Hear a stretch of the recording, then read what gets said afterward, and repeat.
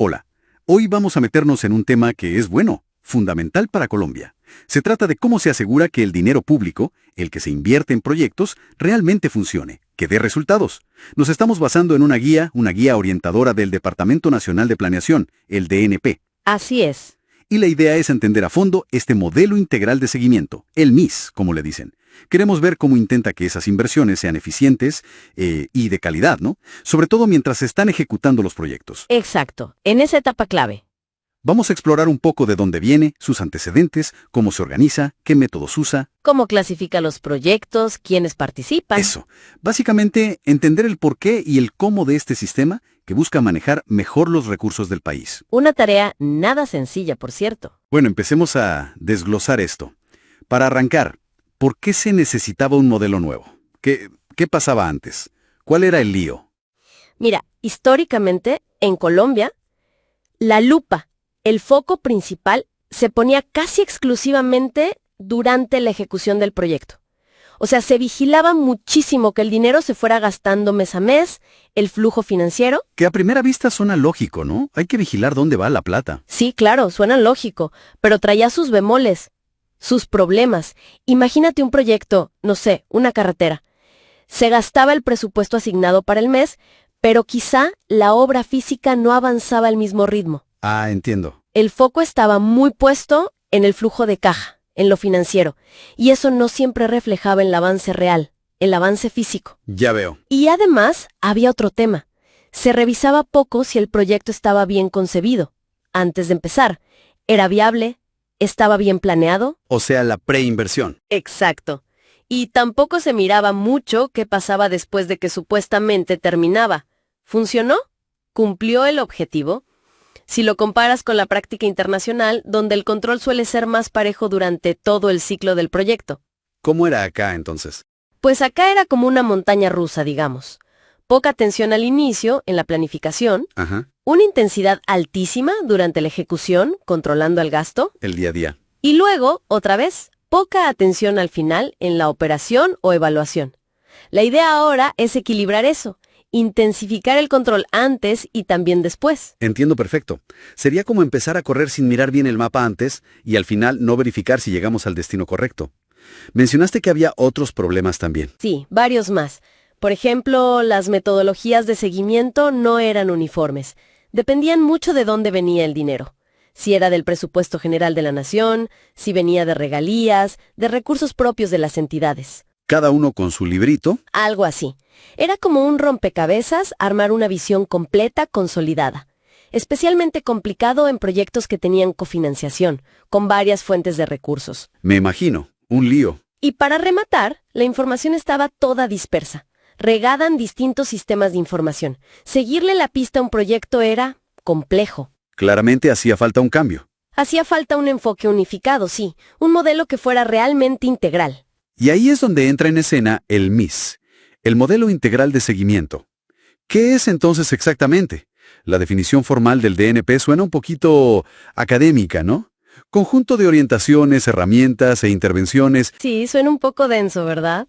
¿Cómo lo traducimos a algo más práctico? Pensemos en el MIS como si fuera una caja de herramientas bien completa y también un manual de instrucciones detallado.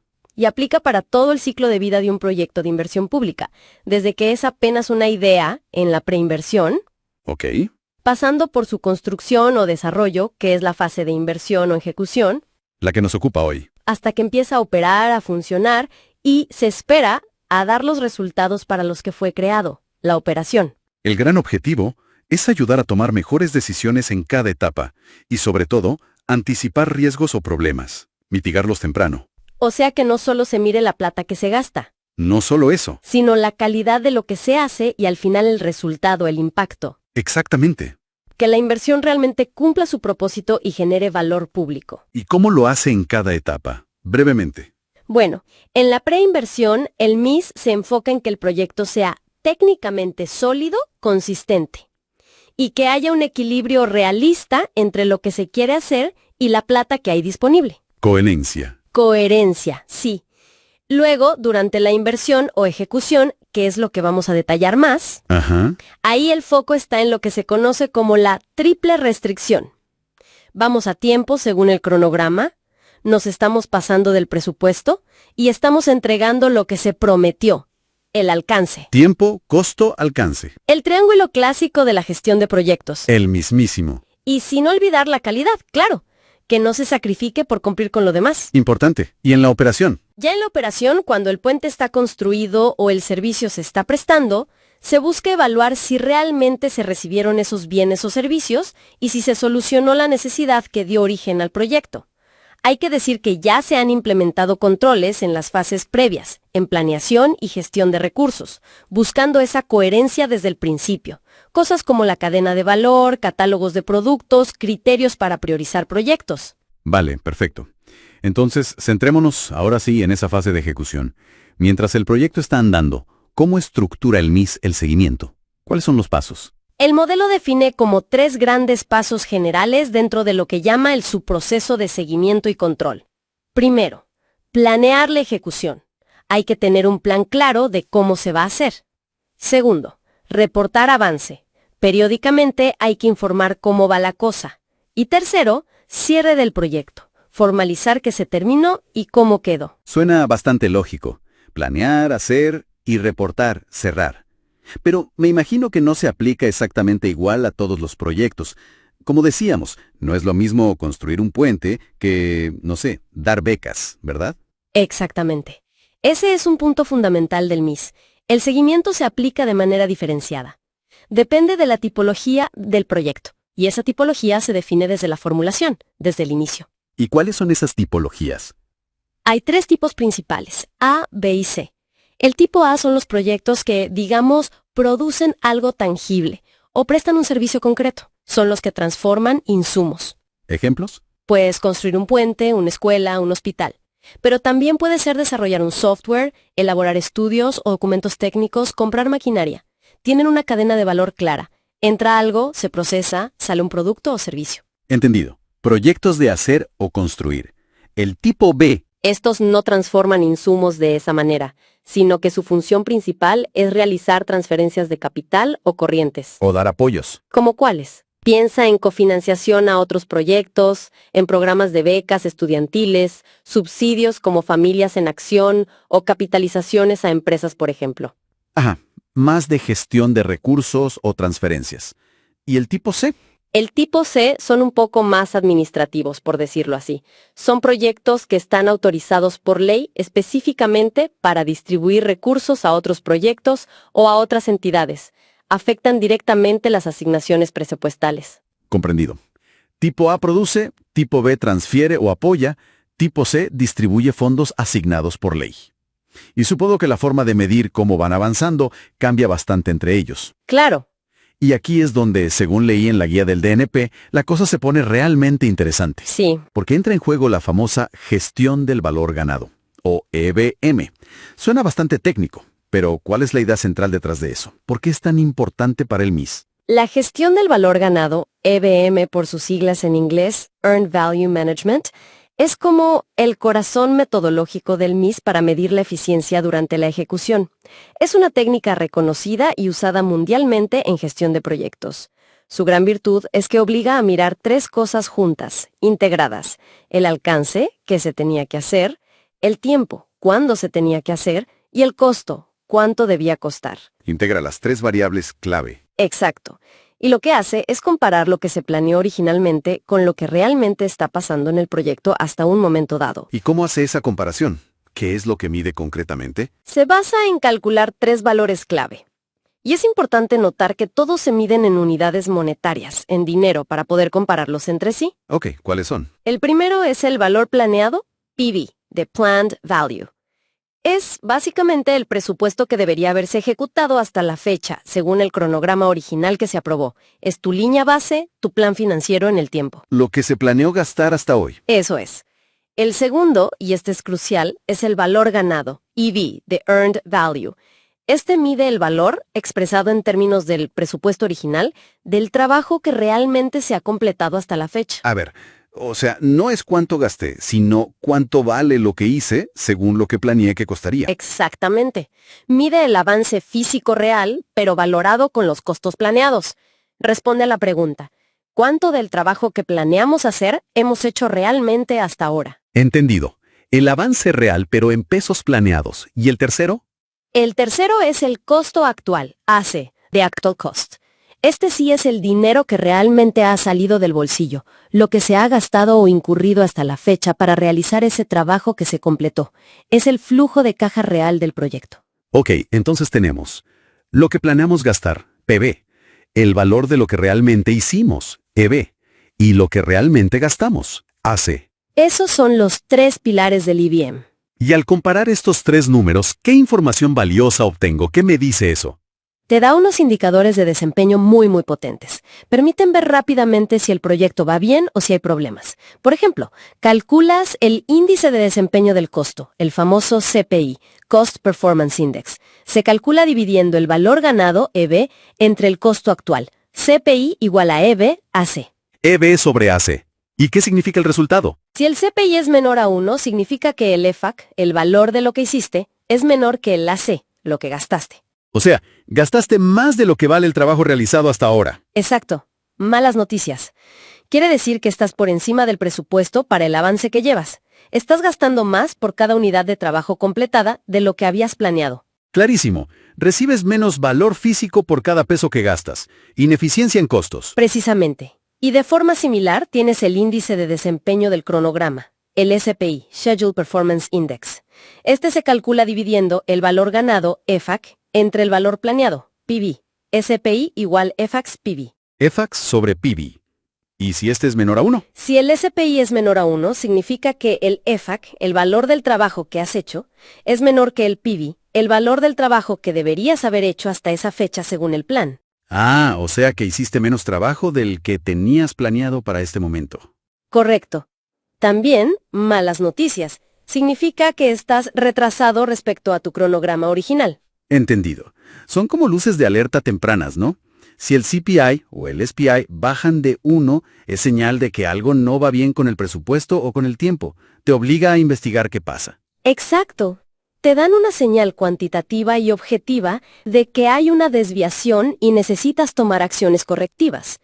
Un valor de 1 significaría que vas exactamente según lo planeado, y mayor a 1 que vas mejor de lo esperado, más eficiente en costo o adelantado en tiempo. Y mencionabas algo de unas curvas S. ¿Eso es para visualizar estos indicadores? Sí, es una forma gráfica muy útil. Imagina que dibujas en un gráfico con el tiempo en el eje horizontal y el costo acumulado en el vertical. ¿Cómo esperas que el valor planeado, PV, crezca? Normalmente, esa curva de PV tiene forma de S. Empieza lento, luego acelera durante la fase principal de ejecución y se aplana al final cuando el proyecto va terminando. La curva S típica de avance acumulado. Esa misma.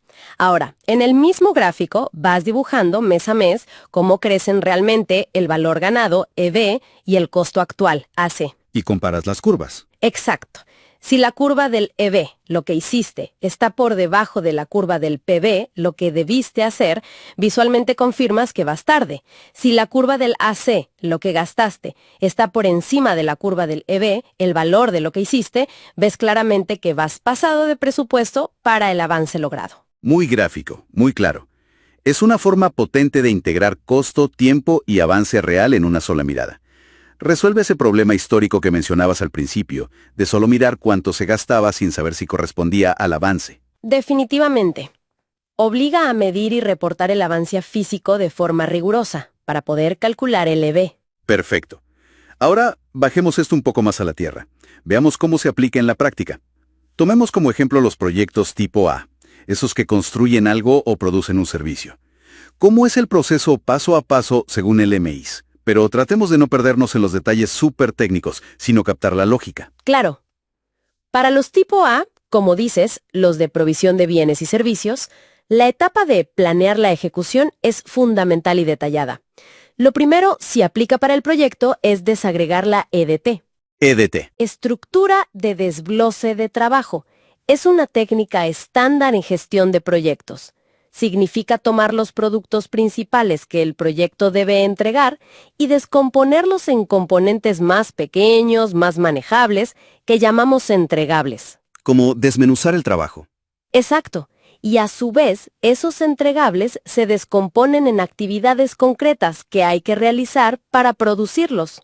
Por ejemplo, si un producto es documentos metodológicos, quizás lo desglosas en entregables como diagnóstico situacional, propuesta metodológica borrador, versión final ajustada. ¿Y cada uno de esos? Se desglosa en actividades: recopilar información existente, realizar entrevistas, redactar capítulo 1, revisar comentarios, ajustar documento, etc. Es como hacer el índice detallado de un libro o los pasos específicos de una receta compleja. Se detalla el qué se va a hacer, con mucho nivel de detalle. Una vez que tienes claras las actividades, ¿qué sigue en la planeación? Luego viene programar las actividades.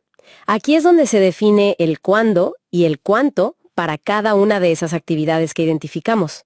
Para cada actividad hay que definir qué cantidad total se va a realizar. Ejemplo, 10 talleres, 5 kilómetros de vía. ¿En qué unidad se mide? Talleres, kilómetros. ¿Cuánto va a costar en total esa actividad? El costo planeado por actividad. Correcto. También cuánto tiempo se estima que va a durar. Y aquí la guía sugiere usar estimaciones tipo PERT. Una optimista, una más probable y una pesimista, para manejar la incertidumbre. Una sededista. Sí. Además, se definen las dependencias entre actividades. ¿Qué actividad tiene que terminar para que empiece otra? Pueden empezar juntas, hay que esperar unos días entre una y otra. Esto es lo que arma la secuencia lógica del trabajo. El famoso diagrama de Gantt o la red del proyecto se basa en esto. Exactamente. Con todo eso, actividades, duraciones, costos, dependencias, se calcula el cronograma detallado y el presupuesto distribuido en el tiempo. Esa es la famosa línea base del proyecto. Es importante mencionar que puede haber una línea base cero, LB0, que cubre todo el horizonte del proyecto. El plan maestro inicial. Y luego, para proyectos financiados con el Presupuesto General de la Nación, PGN, o recursos territoriales, se suele trabajar con una línea base 1, LB1, que se ajusta anualmente. ¿Por qué anualmente? Porque las aprobaciones presupuestales suelen ser anuales, entonces la LB1 refleja el plan detallado para la vigencia fiscal actual, ajustado según el presupuesto realmente aprobado para ese año, pero siempre referenciada a la LB0 global. Entiendo, una adaptación anual del plan general. Eso es. Y finalmente, en esta fase de planeación, se definen unas fechas clave: inicio de la inversión, inicio real de actividades, fin del proyecto y, muy importante, una figura responsable. El director del proyecto debe revisar y aprobar formalmente toda esta planeación. Ok, plan detallado, desglosado, programado, presupuestado y aprobado. Tenemos la línea base. Y después, ahora sí, a ejecutar y a reportar el avance. Exacto. Pasamos al segundo gran paso: reportar avance. ¿Qué información se recoge aquí para saber si vamos bien usando esas métricas de IBM que comentamos? El reporte, que usualmente es mensual, es bastante completo. Busca capturar el avance desde varias dimensiones, no solo la financiera o la técnica. Primero está el avance financiero y de cantidades. Aquí se reporta la ejecución presupuestal acumulada, cuánto se ha comprometido, cuánto se ha obligado, cuánto se ha pagado, y por cada fuente de financiación si hay varias. Lo financiero tradicional. Sí, pero aquí viene lo crucial para el EBM. También se reportan las cantidades físicas reales de cada actividad que se ejecutaron en ese mes. Ahí está la clave para el EBM. Ahí está. No basta con decir gasté tanto. Hay que decir cuántos kilómetros de vías se pavimentaron este mes, cuántos talleres se dictaron, cuántos documentos se entregaron. Con esa cantidad física real y el costo unitario que se planeó para esa actividad, es que se calcula el valor ganado, EB. Cantidad real ejecutada por costo unitario planeado igual a EB. También se reporta el costo actual AC incurrido por actividad. Y aquí hay un matiz importante. Este AC se basa en el flujo de caja real del proyecto. ¿Y eso puede ser diferente del gasto presupuestal reportado? Puede serlo, sí, especialmente si se usan mecanismos financieros como fiducias o patrimonios autónomos para manejar los recursos del proyecto. El dinero puede haber salido del presupuesto, gasto presupuestal, pero quizás aún no se ha pagado desde la fiducia al contratista, flujo de caja. El AC para el EBM debe reflejar el costo real incurrido asociado al trabajo hecho. Ok, detalle importante. Flujo de caja para el AC. Entonces financiero, cantidades físicas para EB y costo real incurrido, AC. ¿Qué más se reporta? Se reporta también el avance metaproducto, es decir, cuánto se ha entregado del producto o resultado final del proyecto. Si el proyecto era construir 10 escuelas, se reporta cuántas escuelas completas o qué porcentaje de avance lleva cada una, medido contra los indicadores definidos en la formulación. El avance hacia el objetivo grande. Exacto. Luego, el avance beneficiarios. Se reporta a cuántas personas, familias, entidades o comunidades se ha llegado con el proyecto hasta la fecha. El impacto en la gente. Así es. También está el avance regionalización. Aquí se detalla cómo se distribuyen geográficamente tanto los recursos invertidos, costos, como las metas físicas alcanzadas, productos entregados. Se reporta por departamento y municipio. Para ver dónde está ocurriendo la inversión y el resultado. Correcto. Y finalmente, el avance focalización. Este es interesante. Reporta cómo el proyecto está contribuyendo a políticas transversales del gobierno. ¿Cómo cuáles? Como por ejemplo, construcción de paz, equidad de la mujer, atención a grupos étnicos, discapacidad, víctimas del conflicto. Se debe detallar qué recursos del proyecto se destinan a estas políticas, qué metas específicas se logran relacionadas con ellas y, si aplica, cuántos beneficiarios pertenecen a esos grupos focales. Incluso puede haber indicadores específicos de política que se deben reportar. Vaya, eso sí que es un reporte completo. No se queda solo en el cemento y el ladrillo o en los pesos gastados. Mide el avance desde muchísimos ángulos: técnico, financiero, de producto final, de beneficiarios, geográfico y de contribución a políticas sociales. Está muy claro para los tipo A. ¿Y qué hay de los proyectos tipo B? Esos que eran de transferencias o apoyos como becas, subsidios. ¿Es igual de complejo el seguimiento para ellos? La estructura general es la misma. Planear, ejecución, reportar avance, cierre del proyecto. Pero sí, hay algunas simplificaciones, sobre todo en la planeación. ¿Cómo? Como en los tipo B no hay un proceso de transformación de insumos tan complejo como en construir algo, generalmente se omite ese paso de hacer una EDT muy detallada. Los productos, que suelen ser la transferencia o el apoyo en sí mismo, van más directamente a definirse como actividades. Más directo. Sí. Si el proyecto es apoyo a operadores públicos de televisión, como menciona un ejemplo la guía, pues la actividad principal será realizar transferencia o entregar apoyo. Luego igual se programan esas actividades. ¿Cuántas transferencias o apoyos, cantidad? ¿A qué costo total? ¿En qué fechas? ¿Duración? ¿Dependencias si las hay? Y también se define la línea base 0 y la línea base 1 anual si aplica. La planeación es más sencilla, pero sigue habiendo planeación de cantidad, costo y tiempo. Correcto. Y el reporte de avance también cubre las mismas secciones que vimos. Financiero, cantidades, ejemplo, número de becas entregadas en el mes, metaproducto, ejemplo, porcentaje de becas entregadas versus el total planeado, beneficiarios, cuántos estudiantes recibieron la beca, regionalización, dónde están esos estudiantes, y focalización si aplica políticas transversales. Pero el foco principal del seguimiento estará en verificar que la transferencia o el apoyo se realizó correctamente en el monto adecuado a la persona o entidad que correspondía y en el tiempo previsto. La naturaleza del control cambia un poco hacia la verificación de la entrega del beneficio. Tiene todo el sentido. Se adapta la herramienta al tipo de intervención. Ahora, para que todo este sistema funcione, con tantos detalles y reportes, tiene que haber gente responsable. ¿Quiénes participan? ¿Quién reporta la información y quién la usa? Muy buena pregunta. Hay dos lados, digamos.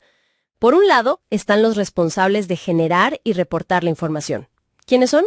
Pues las entidades que ejecutan los proyectos con recursos públicos.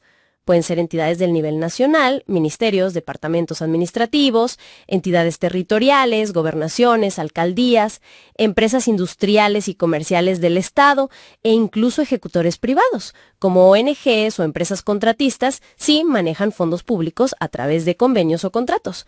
También las fiducias que administran recursos. Un universo amplio de actores reportando. Amplísimo. Y dentro de esas entidades, la guía define roles clave para el proceso en la plataforma tecnológica que soporta el MIS. Mencionan principalmente al gestor del proyecto, que es quien carga y prepara el reporte. El que hace el trabajo operativo del reporte. Y el director del proyecto, que es quien tiene la responsabilidad final de revisar, validar y aprobar esa información antes de que sea oficial. Ok, esos son los que producen la información. ¿Y quiénes la usan? ¿Para quién es útil todo este esfuerzo de seguimiento? También son varios los usuarios. Primero, y muy importante, la ciudadanía. La idea es que esta información esté disponible para que la gente pueda hacer control social, ver en qué se están invirtiendo los impuestos y cómo van los proyectos que les afectan. Transparencia y control ciudadano. Fundamental. Segundo, los órganos de control del Estado. La Contraloría General, la Procuraduría. Ellos usan esta información para sus procesos de auditoría y vigilancia de la gestión fiscal y disciplinaria. Herramienta para la vigilancia. Claro. Y tercero, otros sistemas de información del gobierno. El MIS no funciona aislado. Se busca que se interconecte e intercambie información con otros sistemas clave, ¿Cómo cuáles? como el SIF Nación, que maneja la información financiera del presupuesto nacional, o el Sistema de Presupuesto y Giro de Regalías, SPGR, o el SECOP, que es el portal de contratación pública. La idea es que la información fluya, se complemente y evite duplicidades. Un ecosistema de información de gestión pública. Hacia allá se apunta. Y ya para ir cerrando, después de todo este recorrido por el MIS, su estructura, sus métodos como el EBM, sus tipos de proyectos, sus actores, al final del día, ¿para qué todo este esfuerzo?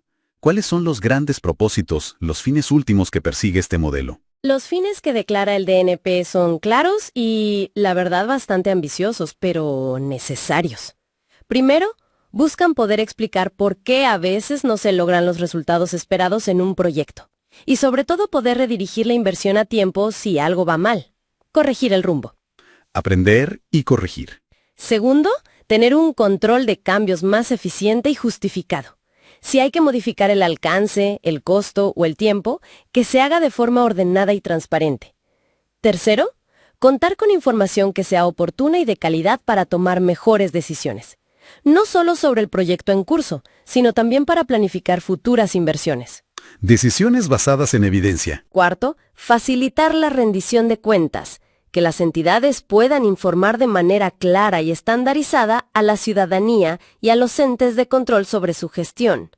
Y quinto, que quizás engloba todo lo anterior, es fomentar la confianza, la transparencia, el control social y en general el buen gobierno. Que se sienta que los recursos públicos se manejan bien. Exactamente. Se trata de asegurar que cada peso invertido genere el mayor valor público posible para la sociedad. Es, en el fondo, un intento de mover la cultura de la gestión pública desde un enfoque en el gasto hacia un enfoque en los resultados y el impacto. Bien, creo que con eso tenemos una muy buena panorámica del modelo integral de seguimiento para la inversión pública en Colombia. Vimos que es un esfuerzo por tener un sistema completo, ¿no? Que abarca todo el ciclo del proyecto, desde la idea hasta el resultado final. Sí, con énfasis en diferentes aspectos en cada etapa. ¿Qué diferencia el seguimiento según el tipo de intervención? Recordemos, tipo A, B y C, adaptando las herramientas. Clave esa diferenciación. Y que utiliza metodologías reconocidas como la gestión del valor ganado, EVM, para ir más allá del simple control de gastos y medir la eficiencia real en términos de tiempo, costo y, sobre todo, alcance físico logrado. El corazón del seguimiento en la ejecución. Vimos también que la planeación detallada, con esas líneas base bien definidas, y el reporte periódico, que es multidimensional, no solo físico y financiero, sino también regional, de beneficiarios, de políticas transversales, son centrales para que el modelo funcione. Son los pilares operativos. Pues, ¿qué significa todo esto en resumen? Pues parece ser un esfuerzo estructurado, bastante ambicioso, por asegurar que los recursos públicos se usen de la mejor manera posible, y fundamentalmente que logren los resultados que se esperan de ellos, que cumplan sus promesas. Exactamente. Es un marco conceptual y metodológico robusto, sin duda. Y ahora, quizás para dejar una reflexión final para quienes nos escuchan. Adelante. Más allá de la bondad de la metodología como el EBM o de la plataforma tecnológica que seguramente soporta todo esto, pensemos en la realidad práctica de la implementación. Tenemos una cantidad enorme de actores involucrados. Entidades del nivel nacional, cientos de municipios, gobernaciones, ejecutores de todo tipo, con plata que viene de distintas fuentes, PGN, regalías, recursos propios. Una complejidad institucional y financiera enorme. Enorme. Integrar toda esa información de manera consistente, lograr que todos reporten a tiempo y con calidad, coordinar acciones entre tantos actores distintos. Eso representa un desafío gigantesco. Entonces, la pregunta que podríamos dejar flotando es, ¿cuál podría ser el mayor desafío no técnico, quizás cultural, organizacional, de capacidades o incluso de voluntad política, para que este modelo integral de seguimiento realmente se implemente de manera exitosa y sobre todo sostenida en todos los niveles de gobierno y en todos los rincones de Colombia? Una excelente pregunta para reflexionar sobre los retos reales de la gestión pública.